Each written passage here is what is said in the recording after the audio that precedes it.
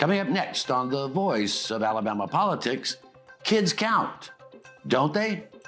Also, AMCC wants more money for lawyers. And a new law is causing panic, chaos, and confusion. Now, I throw the ball at first base. Whoever it is drops the ball, so the guy runs to second. Who picks up the ball and throws it to what? What throws it to I don't know. I don't know, throws it back to tomorrow. A triple play. Yeah, it could be. And it could be, it just could be, insanity. All this and much, much more coming up next on The V.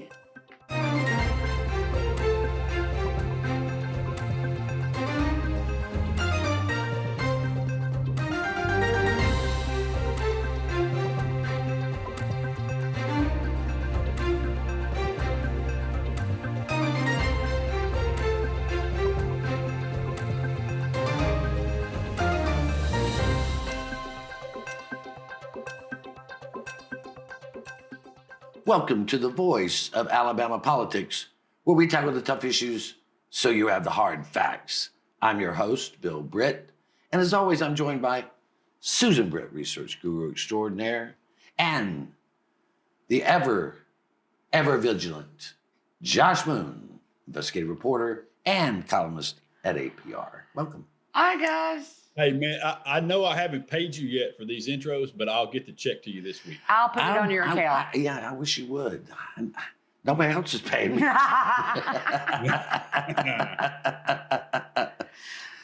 You know, whenever our legislature meets or they go on television or they're speaking to a crowd, they always talk about two things: family values and, secondly, about the children, what we're doing for the children. About the children, don't forget. It's all about the children. But Josh, you wrote about it this week. Kids Count Data Book came out, which is part of the N.E. Casey Foundation. And it found that Alabama is near the bottom of caring about the children. And as far as family values go, they do not value families with children unless they're wealthy, it appears. I could be wrong, but the data seems to show that, Josh. Yeah, it's weird. Look through there, and Alabama's ranked 43rd. And I'm from here, and so I don't know how close that is to 50 because I know we're also very poor in math. It's honestly it's fairly depressing. But what's most depressing to me is, and this is what I wrote about is that we have these problems: hunger, living in poverty, living in places where they're food insecure, problems with education, problems with upward mobility, all these different issues, obesity, teen pregnancy rate off the charts, still, even though it came down, still off the charts. And our legislature, to protect the children, we heard a lot of that this last legislative session. What did they do to protect the children? They moved the damn library books and they banned transgender athletes. Right. Now, as far as I know, we don't have a single transgender athlete attempting to compete in this state. And even if we did, it wouldn't be much of an issue in terms of what's really affecting children. And the last I checked, not a single library book had killed any one of the astronomically high children that we lose every year in this state. Well, yeah. So what are we doing? It's just rank hypocrisy, Susan.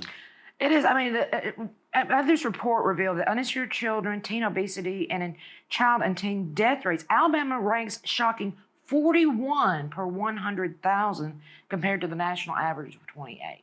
Never mind that the eighth graders, 82% of the eighth graders are not doing math at an eighth grade level. Meanwhile, we're defining what's a woman. We're over here with the hemp bill saying we're protecting children, which we're not. That has nothing to do with it. Just put a driver's license check on there. We're doing all these other things, but not addressing the actual problems that are here in Alabama. Yeah, can I also say as well, in terms of that 82%. Now, we had April Hartsfield from Voices of Alabama Children on our podcast this week. It's Alabama Politics This Week, anybody who would like to listen, and to break down the numbers and talk about things. And she pointed out some good things that were happening in terms of addressing that. And some of the uptick she felt like was caused by the pandemic, although we're still astronomically high and were beforehand. But the things that we've put in place, such as the Numeracy Act that she talks about, that she feels like is showing good results and has really helped children, we're going to have a problem funding a lot of the components of the Numeracy Act because we've also introduced the Choose Act that is going to cut hundreds of millions of dollars from school budgets from public schools to send to the rich families to send their kids to private school. And again, this is they have some, and I give Governor Kay Ivey credit for pushing that bill on Numeracy Act and for many other things in education. But the legislature comes back and then just passes silly laws that actually harm real people. The real problem here is they're not really willing to go to work on what Alabama has as real problems, not these fake headline problems that they keep propping up. That's absolutely true. And come nationally, and our congressional delegation seems strongly behind it, there is a threat. Well, it has passed the House of Representatives. It is in the Senate now. Cuts to SNAP benefits. These SNAP benefits are for children, poor families. It gives them food to eat. Josh, the legislature up in Washington, D.C. seems okay with cutting aid to people that need benefits to give money to billionaires. Shocking. Yeah. It's not shocking at all. I mean, look who we've elected president. But listen, it's so bad and it's going to be so harmful for states like Alabama that even Tommy Tuberville has questioned it at this point. And that's how bad it's going to be for folks. And, what troubles me the most out of something like this and things like we just talked about with the Alabama problems that we've had with our children is that we pretend like these things are a mystery. Right. Like we don't know what actually solves some of these problems. We don't know that SNAP is actually a good program with very little fraud, waste, and abuse.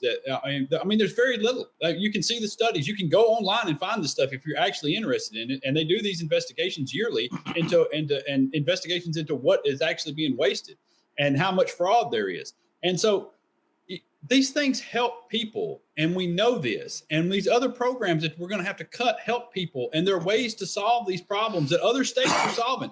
Somebody's ranked number one. Yeah. Every year, somebody's ranked number one in all these categories that we're ranked 41st and 43rd and 45th in, and we don't do the things that they're doing. Well, here's the bottom line in that. We're talking about 15%, cut in SNAP, which is going to cost the state somewhere between $250 million and $298 million a year. Now, do you think we've actually got that money? Because we're shifting it everywhere else. But if they, and what will end up happening is Alabama will just bow out of this program, which means we're talking about 800,000 people in the state of Alabama that will be affected by these cuts. Meanwhile, they're worried about what's going on. Well, if the righteous warriors would pass a comprehensive gaming bill and let people vote, we'd have a little extra money on hand. We would now, wouldn't we? All the time. But no, we're too busy worrying about the children and being pro-family. Anyway, we're going to leave it right there. We'll be right back. You're watching The V.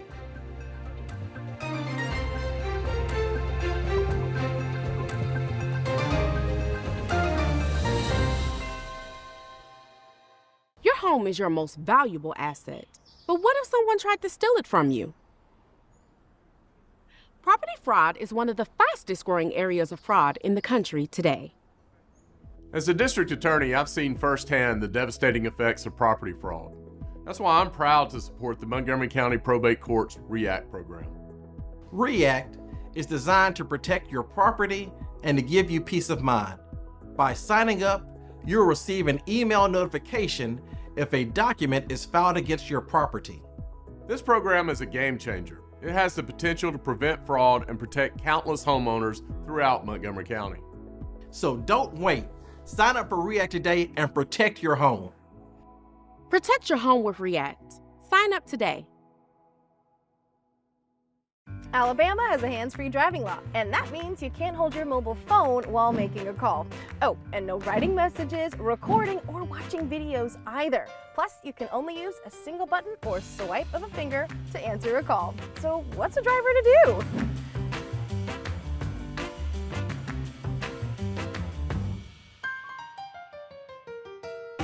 Alabama's hands-free driving law is in effect. Follow it.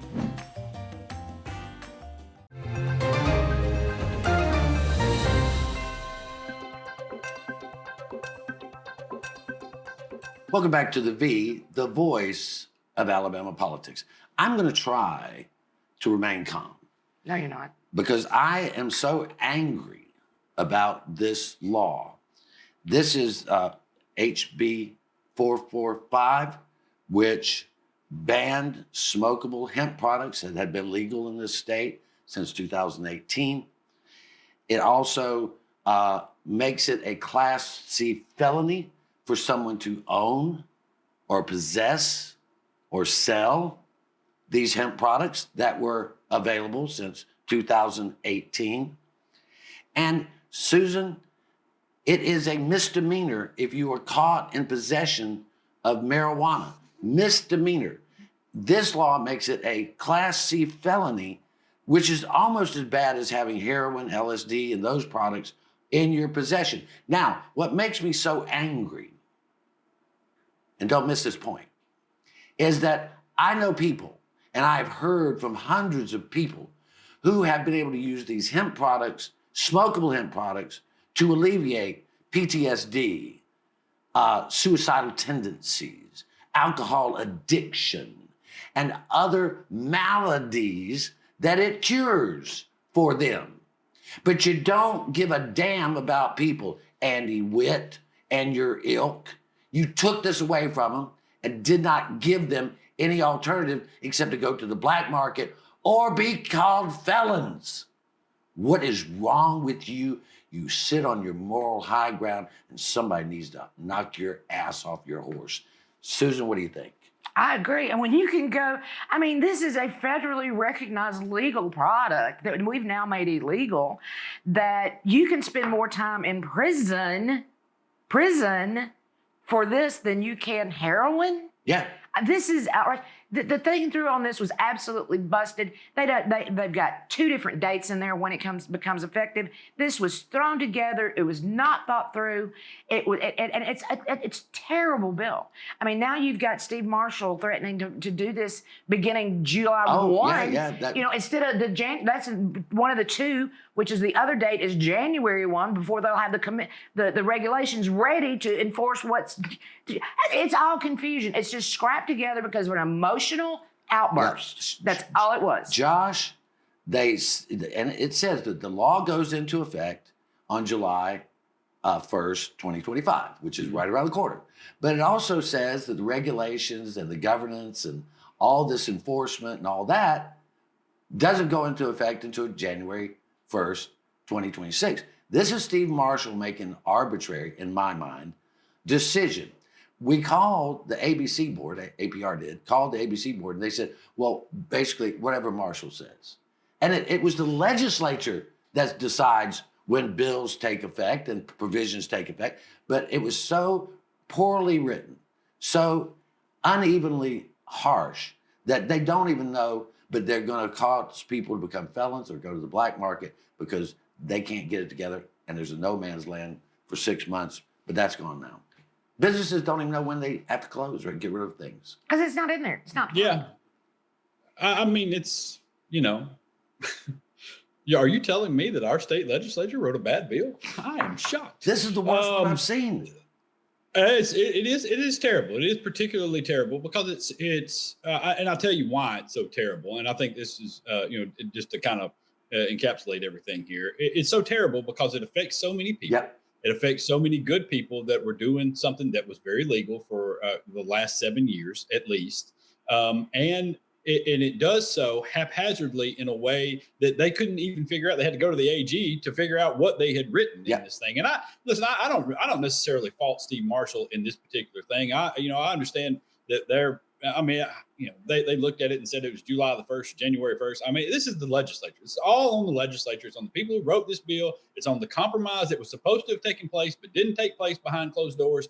And so now you're left with this nonsense of a bill that was truly thrown together, that went back and forth for weeks, for a couple of weeks is all anybody debated the thing. I'm convinced that most people didn't even read it and have no idea what's in there. No. Have no idea that these places are about to be shut down and that these people who need this product are about to become felons if they try to use it. Yeah. And you're exactly right. They're going to be back to going to the weed guy again that they used to go to before they started using these products. And so we'll be back to just using regular recreational marijuana, which carries a far less penalty than any of these things, which in most cases are far safer and are never laced with fentanyl. And you don't have kids out killing themselves with these sorts of products. All right, the best they could find was one kid got sick one time. Got sick. That was their shining example. Yeah. Of this, And what's his name from St. Clair County? Lance Bell sent one of his teenage boys in to buy something like this at a convenience store, and he came back out.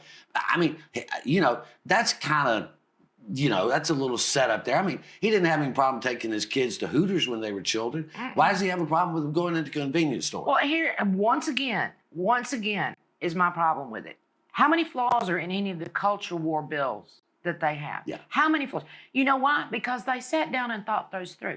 But something that's actually going to affect people personally, something that's actually going to affect businesses, put people out of business in mass numbers, they just pushed it through real quick. Yeah. Well, and Josh, thinking about pushing things through, we still don't have legal medical marijuana in this state, but by golly, they're going to pay more to their attorneys. And you listened to that meeting and saw the farce in it. Yeah, no, and I wasn't the only one that's seeing the farce in this. Chris Pringle, who sits on the Legislative Contract Review Committee, also during this, when they were asking for another $400,000 to pay a particular law firm to continue on this legal fight that would bump the contract up to $800,000. He said, it sounds, I believe you've got a bunch of people, a bunch of lawyers who are just, kind of hell bent on tying you up in litigation forever because they're making money off of it. And I think that's been something that a lot of people have said along this lines here, and it's honestly, no matter what you think of any of this stuff, I don't think there's any question anymore that the AMCC and its attorneys screwed this thing up from the beginning. The licensing process was screwed up. And now these people who wrote it are making money defending what they did to screw it up. Yeah. And that seems like a flaw in the system. I got to be honest with you. It seems like a flaw. As we always say, you got to follow the money, right? You always got to follow the money. And he wasn't talking about the lawyers that are suing the state. He was talking about the lawyers that are representing the state, right, Josh? Yeah. Yes, that's exactly right. And it's, the folks who are suing the state, they're suing the state because they screwed up, and everybody who's looked at it said, you kind of screwed this up. Yeah, so even the sponsor of the bill, the original bill, said, you messed it up. But anyway, we're going to have to leave it right there. You're watching the voice of Alabama politics. We'll be right back.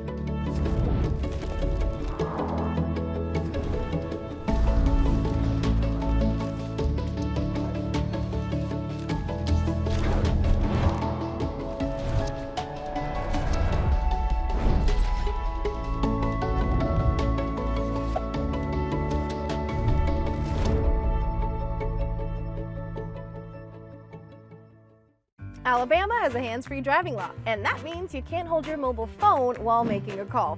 Oh, and no writing messages, recording, or watching videos either. Plus, you can only use a single button or swipe of a finger to answer a call. So what's a driver to do?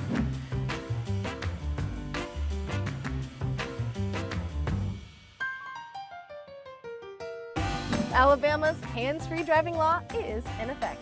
Follow it.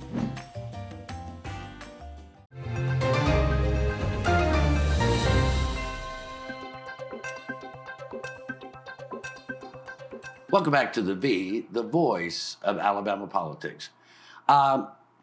Interesting, John Wahl, whose real name is Nehemiah Ezekiel Wahl. There's no John in his name. It is not. It's a name that he selected, or his mother or someone gave him. It's a nickname. His real name doesn't appear on government records that we have been able to see. Which is a problem. And listen, the Republican Party's fine with that. The law enforcement's fine with that. That's fine. They don't care. Apparently right? not. Now, what I They do don't care about the rule of law, but that's all right. What I care about is that he's come up with just another doozy of an idea. He's been preaching on this. He wants to have Alabama have closed primaries. Right now in Alabama, in a primary, I go get I go down, I get a Republican ballot, and I can vote in the Republican primary if I want to. And I can then go vote Democrat if I want to. We don't have it where, anybody can vote. We don't register as Republican or Democrat. It's been that for years. And the reason was that people like to cross over. That's what they do. And it's Alabama. While right now the pendulum's stuck in Republican, 436 years it was stuck in Democrat. Right. So, but he wants to change that, Susan, and it will disenfranchise voters who want to stay in their district. Even further disenfranchise. Yes, it will. Because, people have the right to vote for whoever they want to vote for. Yeah. Whether they're, and that's the way we should be voting. We shouldn't be voting based on Democrat or Republican. We should be voting based on the candidate itself. We've seen the disastrous results that we've had from people straight ticket voting. I mean, we've got some doozies in office right now because of that. Yeah. So why would you want to restrict people's? Once again, just like we talked about, with redistricting a few weeks ago and probably a little bit later, they want to cut people off from being able to express their opinion in elections, and that's just not right. Josh, they want to choose the voters. They do not want the voters to choose the candidates, right? Yeah. This is at the top of listen, I'm dead serious about this. Okay, I mean, I know I'm being funny a little bit, but this is atrocious. It's an atrocious idea. And I don't care who's proposing it. I don't care if they've got closed primaries in heavily leaning Democratic states or liberal states or whatever. If that's happening, it's atrocious there. If we're paying for the election, anybody who pays as a taxpayer ought to be able to vote in that election. Yeah. Okay. Everybody should be able to vote. You should have a say. What they've done in this state is they've gerrymandered the hell out of this. And we know it's gerrymandered. Yeah. We've got 2 Trump-appointed judges that are right now talking about how gerrymandered it is. And the Supreme Court even looked at it. The most conservative Supreme Court in history looked at it and said, yeah, you've gerrymandered the hell out of the congressional districts, and they've gerrymandered the hell out of the legislative districts over here. All right. And so now you've gerrymandered them to the point to where only a Republican or only a Democrat is going to win. And now you're trying to shut out all the people who don't register as either a Republican or a Democrat to be able to go in and choose who's there. Yeah. And also in the middle, you got a lot of people right now who are disenchanted with both parties, and they've chosen to be neither. Those people can't vote either. Right. Okay. Unless you register in a closed primary, unless you register previous as a member of this party, you cannot vote for anybody in that thing. It is absolutely atrocious that anybody would support such a thing. And it's just absolute utter nonsense. Well, they do not want a democratic system of elections. They want a closed system that they control. That's the whole idea here. But Josh, you brought it up. We might as well go there. Alabama many times meets the pure definition of insanity, and that means doing the same thing over and over and over again, expecting different results.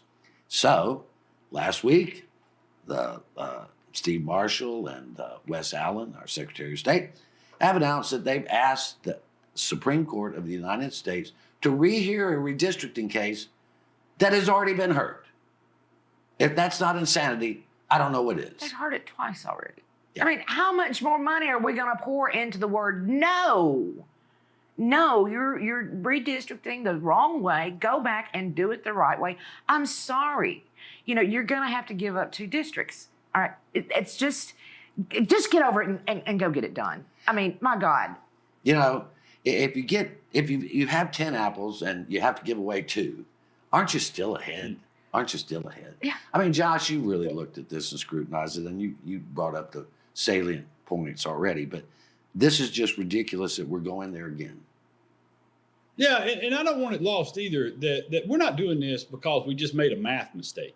Okay, they didn't. Their math isn't just wrong. They're doing this on purpose to disenfranchise black voters. Of course. And that's not what I'm saying necessarily, although I am saying it. But that's what 2 Trump-appointed judges and a Reagan-appointed judge said. Yeah. They looked at it and didn't mince words. Flat out said their only conclusion is that you've done this for racism. This is you've chosen to stack and pack black voters into certain districts to limit their voting power, and that's what's happened here, and that's what they're fighting to do. You would think people with a conscience would at some point say, we are really wrong about what we're doing here. Maybe we should just let the courts have its say, and we'll just go and say, hey, the courts made us do it, but we're going to do the right thing. Yeah, but no, they don't. They've never suffered from conscience, I guess. It just seems, and the Supreme Court said it's okay to politically gerrymander. It's okay, which I think is nuts, but it's okay to do that. But what is not okay is to racially gerrymander. Mm-hmm. And again, 2 Trump judges and 2 Reagan judges, unlike Justice Roberts, I understand the difference. Now, these judges, when they get on the court, they may rule differently than their ideology would have said they would, because it's about the law then. It's about the law. And they said, no, you did this for racist reasons or racially gerrymandering. It's just like we got out from under the Voting Rights Act, not too long ago, and they've just gone wild. Yeah. We don't have to do pre-clearance anymore. So they're like a child with a lollipop running through the playground with redistricting and racial stuff. I mean, Josh, you remember when Chief Justice John Roberts said, well, the South has changed. I'm like, evidently you've never been south of Northern Virginia, Yeah, it's I don't think he's been down in these parts of late because as you saw when this thing happened, immediately Alabama ran out and tried to do the most racist thing they could absolutely do. Absolutely. We're going to have to leave it right there. You've been watching the voice of Alabama politics. You watch us because we watch them.